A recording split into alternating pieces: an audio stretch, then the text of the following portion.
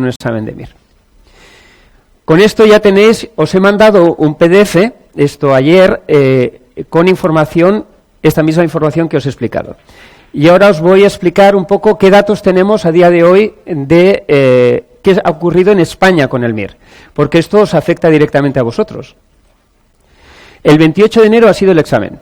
Todo el mundo, en toda España, estuvo encerrado 5 horas haciendo el examen. Lo normal a la salida, si veis los vídeos o comentarios de blog como MIR entrelazados de otros años, es que la gente dice, mi MIR ha sido raro, difícil, atípico. Pero este año estas percepciones eran poco frecuentes.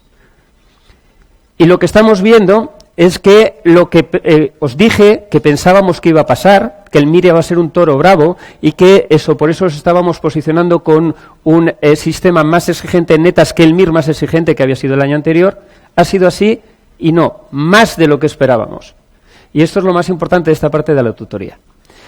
¿A qué se debe eso? Primero, no tenemos datos de toda la población, solo tenemos datos de menos de 4.000 exámenes. Y no sabemos qué grado de sesgo tiene eso. Hasta que no analicemos el MIR, todo esto es provisional, pero es lo que sabemos ahora. El MIR se parece cada vez más al comportamiento de los españoles recién licenciados. Y eso hace que todo suba para arriba.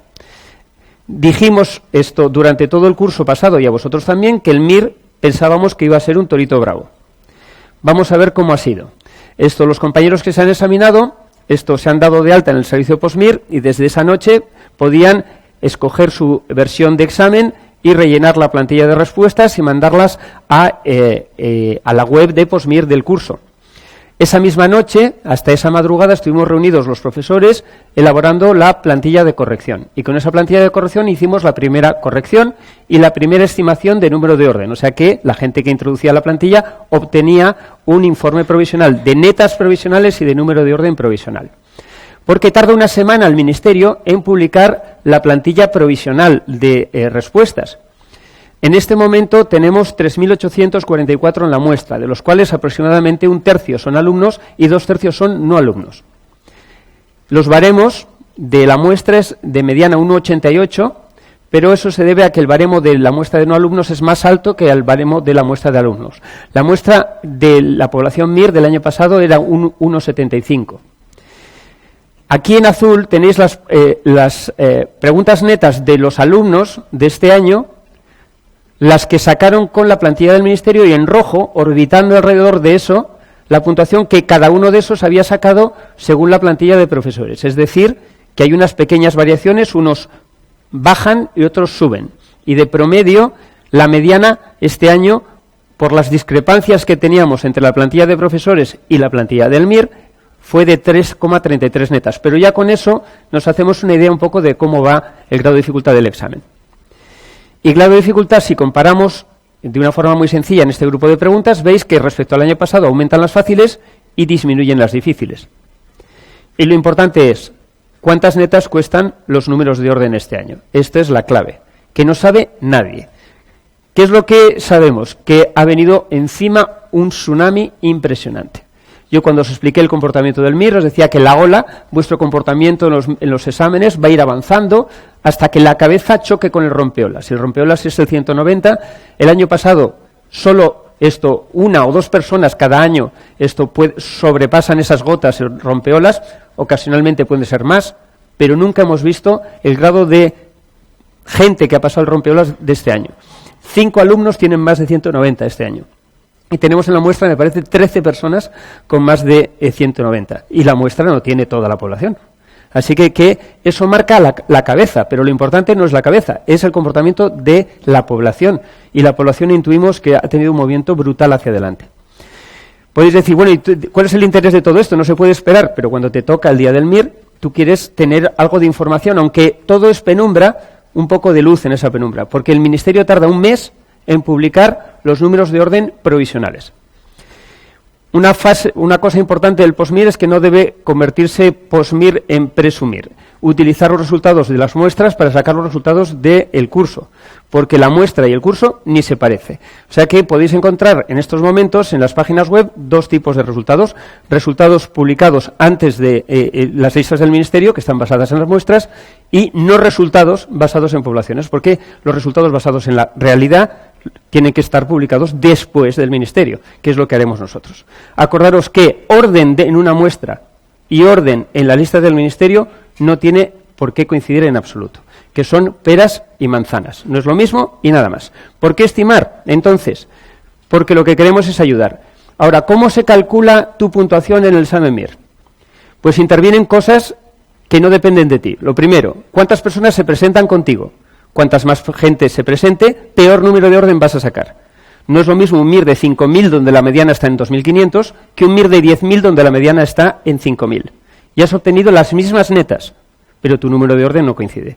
Esa es la variable más importante. Pero además influyen los 10 mejores exámenes y 10 mejores baremos de la convocatoria, porque tu puntuación de examen y tu puntuación de baremos se multiplica por un factor que se genera con el comportamiento de esos 10 mejores. O sea que es una ponderación con el grado de dificultad sentido por los 10 mejores de tu año, y eso influye en la puntuación de todos los demás. En cuanto a netas, si comparamos con el año pasado, hemos visto un crecimiento de casi 10 netas en nuestra muestra. El año pasado eran 128, la de alumnos y no alumnos, y ahora es casi 138, casi 10 netas. Es una barbaridad. Así que parece que no que iba a venir un toro bravo, sino que ya ha llegado. Y os mantendré informados, pero si ha sido bravo este año, bravísimo, no hay nada por lo que esto tengamos que pensar que en vuestro año no va a ser aún más. Así que es especialmente importante aprovechar el tiempo como estáis haciendo. Así que esto es lo más importante que os tengo que decir ahora. Si entráis en el blog MIR Entrelazados vais a ir viendo esto en tiempo real. Este año presumiblemente se va tirando récords, que son la media de los 10 mejores y por lo tanto la nota de corte. De todos modos, la nota de corte en este nivel de MIR no es importante, porque estamos hablando de otra cosa. El número de netas que va a ser necesario para conseguir los números de orden va a ser más que nunca en la historia, salvo esto, que todos estemos equivocados, porque yo os he dicho, nuestra muestra ha subido 10 netas, pero la muestra de la academia que da la mediana ha subido 9,33 y la muestra de la academia que da la media ha subido 14,67. Así que todo parece que ha habido un tsunami de netas. Todo eso desplaza las puntuaciones totales de los examinados hacia más, y es necesario mayor puntuación total para obtener los números de orden. En este momento, y esto lo he cogido de ayer, una persona con 158,67 netas y 2,5, las distintas academias estamos dándole 1.281, 1.516 y 1.460. O sea que en esta estimación, en esta zona, estamos nosotros en medio. Todos son muy negativas. 158, 2,6 de expediente, y estamos hablando 1.300, 1.400, 1.500 número de orden. Esto no es nada parecido, podéis entrar en la calculadora Gangas MIR y ver con ese baremo y esas netas qué habría sido el año anterior, y ni se parece. En cuanto al comportamiento de los alumnos, ya no de la muestra de alumnos y no alumnos, de los alumnos respecto a su resultado en el simulacro, pues esto, si miramos y comparamos peras con peras, es decir, las personas que han mandado el examen al POSMIR y a su vez habían hecho el simulacro, vemos que el examen ha resultado 1,33 netas más fácil que el último simulacro para los alumnos que han hecho los dos exámenes. Y veis cómo el comportamiento del año pasado durante el curso intensivo ha sido lineal y no ha habido ninguna sorpresa el día del MIR. Ahora, a título individual, esto es muy importante. Tú no puedes engañarte con esto porque esto es la mediana. Ahora, ¿qué ha ocurrido en cada persona que te puede interesar? Pues ha ocurrido esto. ¿Qué es lo que yo os digo que ocurre en cada examen que hacéis? Es decir, los que están en azules, ordenados de más a menos netas por el MIR. Y en rojo es lo que sacaron esas personas en el último simulacro. Y veis que hay personas por arriba y personas por abajo. Pero no es la distancia de órbita es mucho mayor que la que yo os enseñé con las plantillas del profesor. No tiene nada que ver. Pero esto es lo que ocurre en cada examen que hacéis. Y por eso mi propuesta sería que hicieseis varios MIRes seguidos. Porque el que sube el día del MIR está muy contento, pero el que baja no lo está. ¿Y cuántos subieron? Esto es muy importante que lo entendáis. ¿Cuántos subieron y bajaron? Pues lo mismo que en un examen de los que os ponemos. 55% subió, 43% bajó y solo 2% empató. O sea que la posibilidad de empatar en tu último simulacro y en el MIR, que es lo que todo el mundo tenéis en la cabeza, es minúscula. Es otra cosa que tenéis que conocer. Ahora, ¿cuánto se desvió? Pues mira, aquí tienes en verde clarito lo que es la variabilidad estándar, medida en grupos de 5 netas. Esto es, suben hasta 5, de 5 a 10, de 10 a 15, así. Estos empatan y estos bajan. En verde esto más claro está el estándar, y en verde más oscuro o azulado es el comportamiento de los alumnos del año pasado. Una variabilidad estándar. Esto es la variabilidad de los simulacros, y esto es la variabilidad del simulacro al MIR, estándar. O sea que esto es lo que tenéis que esperar. Por eso a mí me gustaría que hicieseis varios exámenes para que las subidas de uno se equilibrasen con la bajada del examen siguiente y viceversa. Porque lo que pensamos es que este año la gente va a estar súper apelotonada. Y una diferencia de una neta, el año pasado os dije que en la zona más importante de la distribución eran 125 números de orden y creo que este año van a ser más.